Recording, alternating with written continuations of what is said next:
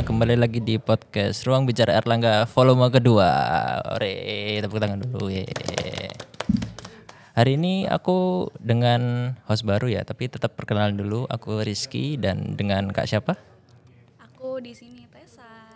Oke, hari ini kita sepertinya kedatangan tamu spesial nih Kak. Mungkin bisa perkenalan dulu nih dengan siapa, jurusan apa, fakultas apa, dan dari mana? Oke, jadi sebelum kita mau memperkenalkan diri, pasti kita ada jargon lah dari kementerian kami. Oke? Boleh. Salam pengabdian. Oke, selamat sore teman-teman para kesatria Erlangga, Arek Uner. Sebelumnya saya ucapkan terima kasih juga dari teman-teman Medinfo udah mengundang kami dari pengabdian masyarakat untuk bergabung di program Ruang Bicara Erlangga. Saya sendiri Christian Valentino Mamelas dari Fakultas Vokasi Angkatan 2020 dan saya bersama. Aku Karin dari Fakultas Vokasi Angkatan 2022. Oke. Mungkin karena aku host baru di sini juga ya, terus tadi narasumber di sini udah pada kenalan, mungkin sekarang giliran aku ya, karena Rizky kan udah ya waktu itu. Sekarang aku belum nih, Rizky udah ya, udah pernah kenal ya, harusnya Boleh. harus kenal sama aku biar sayang juga. Oke, halo, aku Tessa di sini dari Kementerian Media dan Informasi. Aku kementerian sama kayak Rizky di sini. Aku dari Fakultas Keperawatan angkatan 2021. Oke, dirjen kesayanganku. Wih. Sayangan dirjennya doang ya. Oh, oke. Oke, kalau boleh tahu nih, Mas Valen menteri ya dari Pengmas. Saya pembantu umum. Jangan gitu dong, nggak boleh merendah. Pembantu dari teman-teman iya, Pengmas juga ya kan, pasti pembantu umum. Nggak salah sih. Nggak salah. Nah, kalau ngomong-ngomong tentang Pengmas nih, sebenarnya dari sekian banyak kementerian nih di BEM, kenapa sih kok fokusnya ke masyarakatan, ke Pengmas? Kenapa kok nggak yang lain? Kan ada yang dari kreatif, ada yang mungkin perhubungan atau mungkin seni dan lain-lain. Kenapa kok milihnya kemasyarakatan, khususnya Pengmas nih? Oke, aku izin menjawab juga ya, sekalian sedikit bercerita. Jadi sebelumnya aku di organisasi waktu aku SMA lah, aku cerita dari SMA, itu juga aku udah menggeluti di bidang kemasyarakatan. Jadi aku itu OSIS dan aku di situ wakil ketua OSIS. Dan aku suka yang namanya bidang sosial masyarakat. Bakti sosial waktu itu namanya bidangnya. Baksos ya. Baksos, betul. Bidang baksos waktu itu. Nah, terus di SMA aku di OSIS itu waktu aku masuk ke Maba Uner Ksatria Muda itu aku masuknya ke Pengmas BEM Uner. Tuh, dari aku Maba langsung aku apa namanya sekarang Kesamut ya. Kesamut Ksatria itu, Muda. Ksatria Muda. Lalu tahun depannya lagi itu aku tetap di staf itu. Di staf Pengmas BEM Uner. Setelah itu aku harus ke fakultas. Aku di situ menjabat sebagai menteri.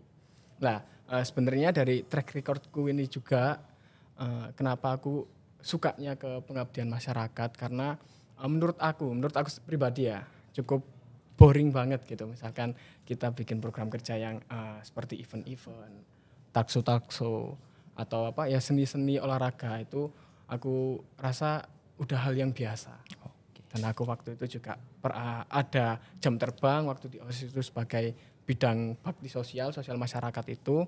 Akhirnya aku mencoba untuk menggeluti di pengabdian masyarakat ini dan aku rasa aku cocoknya di sini, aku menemukan hal baru dan pelajaran yang baru juga di pengabdian masyarakat ini. Wah, keren. Ini jiwa-jiwa sosialnya mau udah kelihatan dari awal ya. Oke, berarti Mas Valen di sini tuh udah jadi menteri yang real menteri itu udah dari waktu di fakultas BEM fakultas juga udah jadi ya, terus di BEM Uner juga. Wah, keren. Sesuai jam terbang, track record. Jam terbang, sesuai passionnya juga. Betul, passionku di situ. Kalau dari Karin sendiri kenapa nih kok milih kemasyarakatan? Kalau Mas Valen kan udah dari SMA ya tadi ya. Udah ikut baksos, sudah ikut apalah yang berbidang di kemasyarakatan. Kalau dari Karin sendiri gimana? Oke, mungkin kalau dari aku dulu mau cerita dikit nih. Kalau aku di SMA dulu kan sempat jadi ketua pramuka ya, namanya Pradani. Itu aku selalu terjun ke masyarakat juga, dimana banyak-banyak program buat kayak bakti sosial, ya kemasyarakatan seperti itu. Jadi di BEM Uner ini aku memilih kemasyarakatan terutama di pengabdian masyarakat, karena aku suka banget sama pengabdian gitu. Lebih terjun ke masyarakat, lebih dekat dengan masyarakat, karena pengabdian tuh dilakukan secara ikhlas kan, gitu sih kalau dari aku. Oke, keren. Berarti mereka ini emang udah passion aja ya gitu, bukan sekedar kayak mau ikut-ikutan, tapi emang udah aku jiwanya sosial banget, aku mau berbakti kepada sosial gitu. Keren. Oke, mungkin bahas-bahas tentang Kementerian Pengabdian Masyarakat di BEM UNER sendiri, kira-kira prokernya ada apa aja sih nih, mungkin dari Mas Menteri kita nih. Oke. Jadi dari pengabdian masyarakat, dari awal kita merencanakan segala sesuatunya itu kan harus ada andil juga dari dirjen-dirjen ya kan. Jadi dari aku sendiri juga menggadang beberapa proker, tapi dari mereka juga pasti ada menambah atau bahkan mengurangi. Jadi dari awal itu aku pastinya lah, ini dari tahun ke tahun program kita yang sangat sustain ya kan, itu ada gerbang desa dan juga aksara. Gerbang desa itu kita udah menginjak tahun ketiga sekarang. Dan dusun binaan kita itu di Dusun Mendiro di Wonosalam di Jombang di sana. Nah, kenapa kok gerbang desa ini juga satu-satunya pengabdian terbesar juga di BEM UNER ya. Sekalinya di BEM UNER itu gerbang desa menjadi pengabdian yang terbesar karena aspek di situ kita semua jamaah, dari aspek ekonomi, aspek UMKM, lalu aspek wisata, aspek pendidikan itu kita semua jamaah. Nah, lalu ada selanjutnya ada aksara. Aksara itu kampung binaan yang harusnya tahun ini tetap sustain kita di kampung binaan kita itu di Sidotopo. Cuman karena tahun ini kita alihkan ke lingkungan hidup. Karena di sana juga membutuhkan aspek lingkungannya. Jadi kita Pengmas harus mengalah, kita harus bikin kampung binaan yang baru lagi, yaitu di mana? Ini mungkin sebagai ketua pelaksana juga. Di Kampung Tuowo, tepatnya di dekatnya Kenjeran sana. Oh, di situ. Surabaya ya, Utara. kemarin ya. Surabaya Utara. Kapas Madya. Iya, Situ. iya. Nah, setelah aksara itu kita ada Pengmas Bersahabat yang akan berjalan 2 minggu dari sekarang. Itu kita Pengmas Bersahabat, kita sudah punya sasaran di daerah Kamal di Madura itu. Jadi luar pulau cuman ya nggak jauh-jauh banget ya berarti. Kan di Madura, di Bangkalan juga. Nyebrang jembatan doang. Itu kita programnya 5 harian. Itu kita fokus ke pendidikan di 2 sekolah dasar di sana. Lalu yang terakhir nanti kita ada abdi atau yang seharusnya program itu bernama Sakasa, yaitu sama Kawanusa, tapi setelah kita obrolkan lagi dengan internal BEM, BPH, BPI, BEM UNER, ternyata kita tahun ini nggak berkesempatan untuk keluar pulau. Seperti itu. Itu harusnya program kita yang terakhir itu di luar pulau. Akhirnya kita buat itu sasarannya di Tulungagung dengan nama Abdi, Akulturasi Budaya Desa Inspiratif. Itu nanti di akhir Desember mungkin. Waktu Minggu Tenang lah. Minggu Tenang itu nanti kita ada program itu dan kemungkinan besar nanti kita ada open recruitment. Seperti itu. Jadi teman-teman yang mau pengabdian masyarakat mungkin sambil refreshing dikit-dikit ya kan dekat pantai, silakan join ke program kita tersebut. Keren banget. Prokernya jalan-jalan terus ya, Pak ya. Kita prokernya diem terus di kampus. Diem terus di kamar. Sambil healing. Nah, kita proker diem di kos, stres. Mereka kalau proker jalan-jalan. Jalan sambil healing. Jadi buat kalian ya, terutama anak-anak yang pengen ikut kepanitiaan, apalagi yang punya passion di Pengmas juga bisa nih untuk besok yang Abdi sama yang Pengmas Abdi Bersahabat. Pengmas Bersahabat nanti bisa join kalau ada. Di Pengmas Bersahabat. Nah, ngomong-ngomong proker yang udah jalan tadi kan ada 2 ya, yang Gerdes sama Aksara. Nah, mungkin bisa dibagi nggak sih Kak pengalaman pas kemarin tuh ngapain aja pas lagi Gerdes atau lagi Aksara? Mungkin ada hal-hal yang bikin kalian seneng pas di sana, mungkin kayak akhirnya Pengmasku jalan nih atau apa gitu. Mungkin bisa dibagi nih pengalamannya kemarin. Betul. Mungkin dari Aksara dulu aja ketua pelaksana. Kayaknya Gerdes dulu gak sih? Aja. Kan Gerdes dulu kan. Oke. Jadi gerbang desa ini kan pastinya dari teman-teman Pengmas ini dia mendapatkan beban yang cukup berat karena gerbang desa ini satu-satu program kita yang besar ya kan, satu-satunya yang terbesar. Lalu persiapan dari terbentuknya kabinet ini kan juga cukup mendadak. Betul. Persiapan kita gerbang desa itu hanya 1 bulan. Sedangkan saya selama di Pengmas UNER kemarin itu 3 bulan itu pun kadang masih banyak yang belum rampung. 3 bulan persiapan. Jadi mau nggak mau kita dalam 1 bulan itu dari ngebut teknis konsep lalu anggaran juga yang pastinya anggarannya memakan banyak lah ekstra lah. Kita persiapan yang setiap minggunya kita harus ke Mendiro survei, Kadang seminggu bisa 2 kali, 3 kali. Dan semua di situ hampir setiap malam semua divisi, semua koor itu selalu kumpul di sekre buat mereka rapat. Nah, soalnya teman-teman pastinya juga tertekan lah dengan persiapan 1 bulan ini, kita harus menggadang salah satu program besar Gerbang Desa itu. Nah, jadi teman-teman ya mau gak mau harus ngebut. Terus di sana waktu hari H itu kan ya namanya pengabdian, dinamikanya kan pasti juga terasa banget lah. Tapi ya itulah namanya perjalanan, namanya perjuangan, karena pengabdian itu nggak jauh-jauh dari yang namanya perjuangan. Kita di sana mengabdi untuk masyarakat, kita memberikan makna dan bermanfaatan untuk masyarakat, dan yang pastinya untuk teman-teman panitia ini juga mendapatkan manfaat yang serupa lah. Kenapa dia harus mengikuti Gerbang Desa? Kenapa benefit apa yang dapat dari Gerbang Desa itu? Dan akhirnya di hari terakhir di Gerbang Desa itu kita ada malam puncak lah. Malam puncak untuk malam perpisahan juga dari teman-teman panitia Gerbang Desa itu, dan di sana mayoritas dari teman-teman Gerbang Desa ini menangis terharu. Kecuali saya kayak ya. Kok bisa nggak nangis itu loh? Ada apa ini? Aku yang paling nangis ya kayak. Oh, paling nangis Oh, malah. jadi saking nangisnya jadi nggak kelihatan nangis. Saking terharunya. Aku sembunyi-sembunyi soalnya nangisnya. Malu. Mungkin Jabir yang tahu deh kayak di video sama Jabir. Kalau nggak salah ada fotonya loh. Oh, iya. Berarti nanti bisa dikirim aja ya. Kalau nggak aku nanya Mas Jabir aja. Kali aja ada videonya Mas Valen lagi nangis gitu. Oh, banyak banget itu videonya. Kita masukin di klip podcast aja gimana? Boleh sih, boleh. Kita masukin nanti. Terus kalau yang tadi kedua Aksara Yang gimana? kedua ini sebagai ketua pelaksana Oke. juga, silakan. Nggak jauh beda sama Gerdes, persiapan aksara ini benar-benar singkat.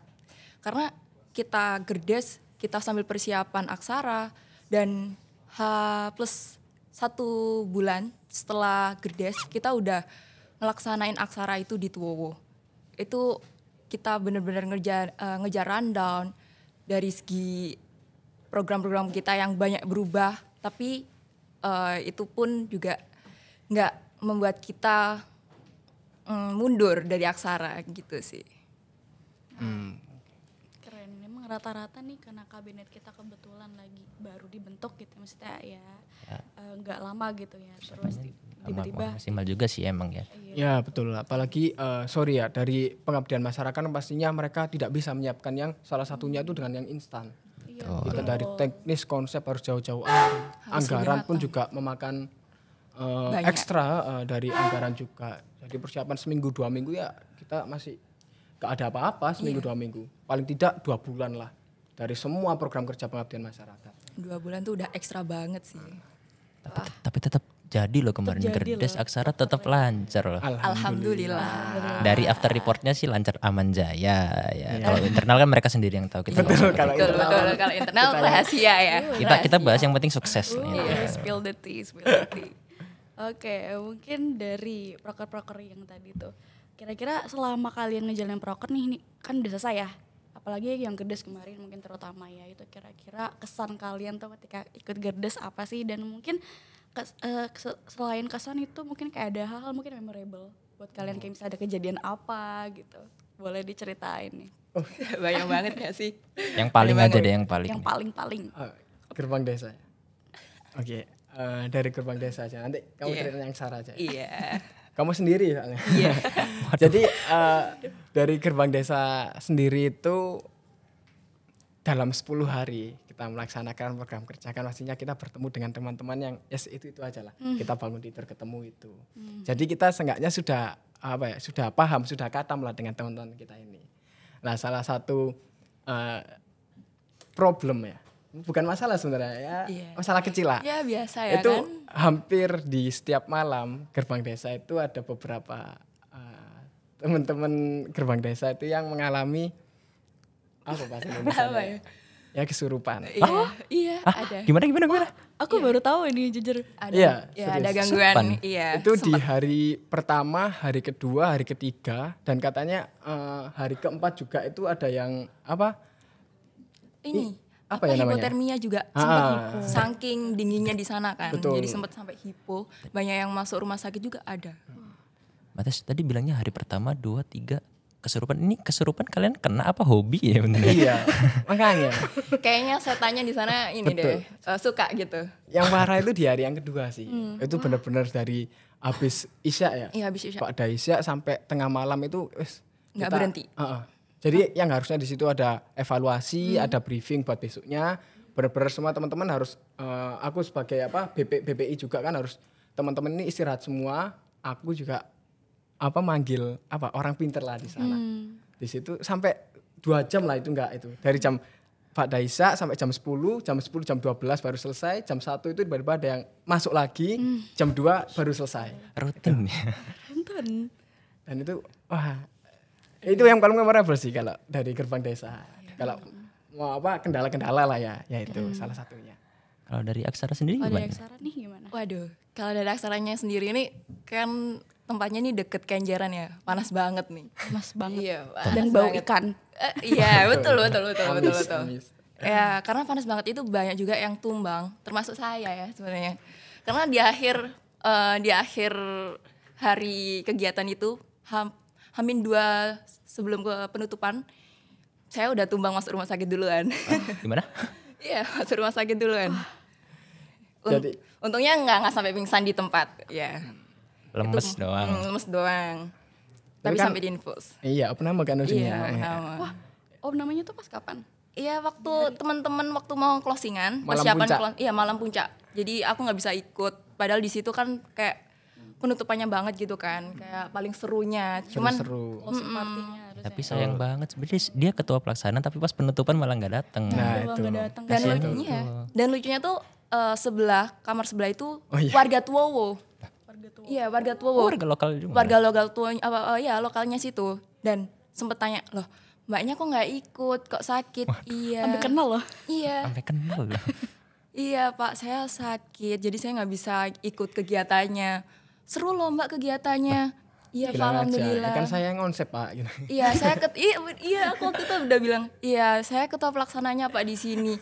Loh, kok malah ini ngedrop? Iya Pak, terlalu ekstra kerjanya. Wah. Harus profesional kan kalau kerja Siap. tuh. Namanya juga dedikasi ya. Iya, Berarti betul. tandanya itu acaranya sukses Mbak. Sampai padahal nggak terlalu lama kan Aksara. Cuman berapa hari? Aksara itu kemarin? 6 hari. 6 hari ya? 6 hari ya. Cuma 6 hari tapi warganya aja sampai apal loh. Betul. Biasanya kan warga cuma dia asik ada mahasiswa pengabdian nih. Biasanya. Tapi Alhamdulillah ya. warganya aja sampai hafal loh. Apa loh muka Mbak Karin ini. Alhamdulillah, Keren sih alhamdulillah. dedikasinya. Apa Mbak Tessa next mau join Pengmas mungkin ya? Insya Oh, Allah, boleh banget boleh nih sih. dicoba. Mungkin tahun depan menteri ya. Waduh. Wow, Waduh. boleh nih Mbak dicoba menterinya Pengmas. Calling. Oke. Setelah dua kegiatan proker dari Pengmas nih, kalau menurut kalian sendiri tuh masyarakat di desa nih, khususnya ya, kan Pengmas nih fokusnya kebanyakan di desanya bukan untuk pemukiman kota, lebih ke pemukiman desa. Kalau menurut kalian masyarakat di Indonesia khususnya yang di desa ini gimana sih? Apakah ada beda yang menonjol sama teman-teman yang mungkin lebih sering ngumpul di pemukiman kota mungkin, atau culture shock mungkin ya ya setelah dari terbiasa di lingkungan pemukiman kota terus waktu Pengmas nih kok loh masyarakatnya emang gini ya, apalagi yang baru-baru mungkin. Benar. Ada nggak? Mungkin bisa diceritain mungkin. Oke. Aku sangkut pautkan juga dengan kendala yang di gerbang desa tadi ya kan, yang teman kita ada yang kemasukan itu, yang pastinya di situ suatu pembelajaran juga dari kita, bahwasanya kita di sana itu bertamu, kita bertamu juga, dan pastinya kultur di kota dan kultur di desa ini kan sangat jauh berbeda. Betul. Mereka orang desa pasti halus-halus, mereka menjaga budaya setempat ya kan, dan yang pastinya tata krama sopan santun itu diprioritaskan. Nah itu juga menjadi salah satu tantangan jika kita ini udah masuk ke pengabdian masyarakat. Nah, jadi pasti dari kultur juga berbeda jauh. Kita yang biasanya di kota itu masih ngopi-ngopi tengah malam, tapi di desa pasti jam 7, jam 8 itu udah sepi. Dan di situ juga gak boleh rame-rame, teriak-teriak, apalagi mohon maaf ngomong kotor itu kan juga pasti harus dibatasi gitu. Jadi dari teman-teman yang gerbang desa sendiri ini harus menjaga tata krama, dan di mana teman-teman ini tahu kultur desa seperti itu juga menjadikan teman-teman ini sebagai pembelajaran nantinya. Gimana kita harus terjun ke pengabdian masyarakat, ke desa, pastinya beda jauh lah dari kita yang orang-orang kota. Oke, berarti emang lesson learned kalau misalnya kita lagi Pengmas itu, apalagi kan biasanya atau KKN lah gitu ya. Itu kan Iya, benar. biasanya di desa-desa gitu ya, mungkin yang masih kental banget gitu ya kulturnya. Jadi kayak kita harus benar-benar ingat bahwa di mana langit dipijak, di situ langit dijunjung. Kita teman-teman mungkin ingat itu ya, buat nanti teman-teman mungkin mau ikut acara pengemas juga. Oke, maybe this one question will be the very very last question. Kira-kira pesan untuk terutama Ksatria Airlangga gitu ya, atau mungkin anak-anak muda Indonesia lainnya yang masih ragu buat ikut program-program pengabdian masyarakat nih. Mungkin biar lebih semangat kayak berkobar gitu jiwa sosialnya kayak Mas Valen dan Mbak Karin ini. Aku? Iya. Jadi ini apa ya, penyemangat ya, motivasi untuk Ya, teman-teman betul. yang mau terjun ke pengabdian masyarakat. Kita balik lagi aja ke nilai Tridharma perguruan tinggi. Yang pertama ada pendidikan dan pengajaran, yang kedua ada penelitian dan pengembangan, yang ketiga yaitu ada kita, pengabdian kepada masyarakat. Nah, jadi yang pertama dan yang kedua ini pastinya kita udah dapatkan lah di perkuliahan ya kan, pendidikan untuk SDM yang lebih unggul, yang kedua penelitian dan pengembangan untuk negara yang lebih maju dan lebih berkembang, dan yang ketiga ini pengabdian kepada masyarakat. Jadi teman-teman pemuda ini, apalagi yang khususnya Ksatria Airlangga, para mahasiswa-mahasiswi ini, janganlah teman-teman ini egois untuk selalu mengurus fokus pada akademisnya aja, karena di sisi lain juga ada masyarakat yang membutuhkan kita. Gitu. Emang kuliah dan akademis itu memang penting dan itu sangat penting. Tapi seperti halnya program yang dicanangkan oleh universitas yaitu KKN, itu kan juga seperti pengabdian masyarakat toh. Betul. Nah, tapi pengabdian masyarakat itu juga banyak jenisnya, banyak aspek-aspeknya juga ya kan. Jadi teman-teman silakan kita bantu masyarakat yang membutuhkan kita, dan pastinya kita ini juga membutuhkan masyarakat untuk kita saling belajar, kita saling sharing, kita saling diskusi, dan juga masyarakat kita butuhkan untuk pengabdian kita kepada masyarakat, yaitu nilai ketiga Tridharma perguruan tinggi, seperti itu. Keren. Oke, mungkin udah gitu dulu ya Mbak Tesya. Mungkin next time kalau ada kesempatan bisa nih kita ngobrol lagi sama Mas Valen sama Mbak Karin ya. Mungkin next kita bisa agendain lagi. Untuk saat ini mungkin kita tutup dulu sampai di sini ya teman-teman ya. Terima kasih buat teman-teman yang udah nyimak podcast kali ini. Bisa ditunggu nih segera upload ya. Segera nih. Segera. Dan jangan lupa tungguin podcast Ruang Bicara Airlangga volume ketiga. Terima kasih semuanya. See you soon. Bye.